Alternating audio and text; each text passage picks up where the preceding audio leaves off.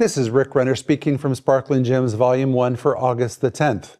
And today's gem is called Lay Hands Suddenly on No Man. What in the world does that word suddenly mean? And the scripture is 1 Timothy 5:22, where Paul is speaking to Timothy about how to choose leaders. And he says, lay hands suddenly on no man, neither be partaker with other man's sins, keep thyself pure. The word suddenly is the Greek word takus. It describes doing something very, very fast.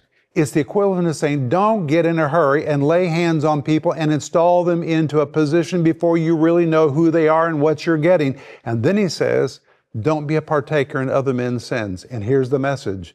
If you lay hands on somebody too quick, and then later you find out they've got issues, you're going to be dragged into a conflict and to a mess.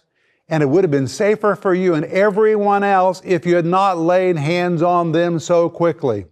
So rather than get in a rush to install someone into a position of leadership, take your time, keep yourself pure, and don't find yourself embroiled in a mess because you moved too quickly when you installed someone into an important position.